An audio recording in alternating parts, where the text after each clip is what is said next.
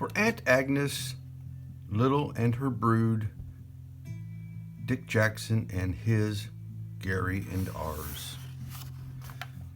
It was in the summer of the year when the relatives came. They came up from Virginia. They left when their grapes were nearly purple enough to pick, but not quite. They had an old station wagon that smelled like a real car, and in it they put an ice chest full of soda pop and some boxes of crackers and some bologna sandwiches. And up they came from Virginia.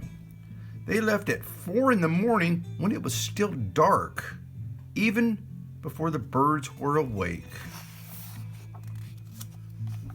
They drove all day long and into the night, and while they traveled along, they looked at the strange houses and different mountains, and they thought about their almost purple grapes back home. They thought about Virginia, but they thought about us too, waiting for them.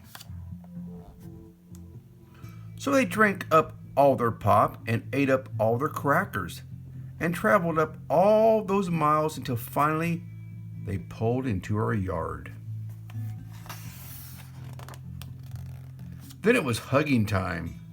Talk about hugging. Those relatives just passed us all around their car, pulling us against their wrinkled Virginia clothes, crying sometimes. They hugged us for hours.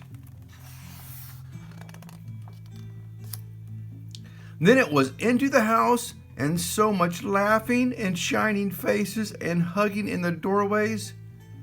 You have to go through at least 4 different hugs to get from the kitchen to the front room.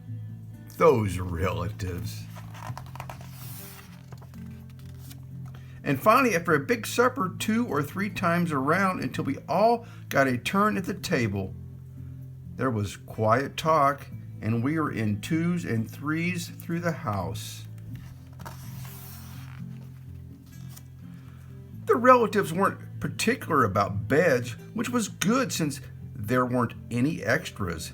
So a few squeezed in with us and the rest slept on the floor, some with their arms thrown over the closest person, or some with an arm across one person and a leg across another.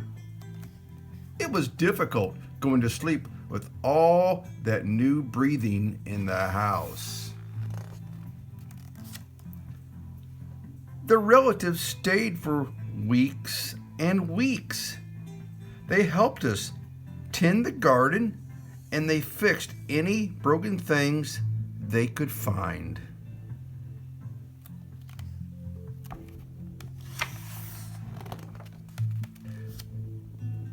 They ate up all our strawberries and melons, then promised we could eat up all their grapes and peaches when we came to Virginia.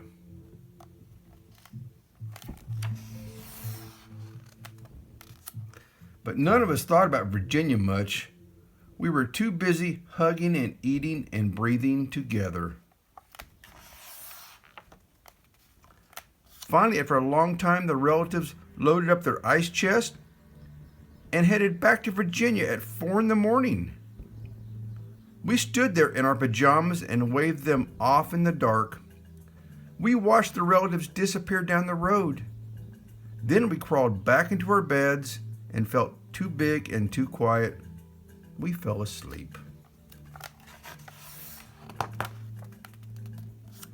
And the relatives drove on all day long and into the night. And while they traveled along, they looked at the strange houses and different mountains, and they thought about their dark purple grapes waiting at home in Virginia. But they thought about us too, missing them, and they missed us. And when they finally came home in Virginia, they crawled into their silent, soft beds and dreamed about the next summer.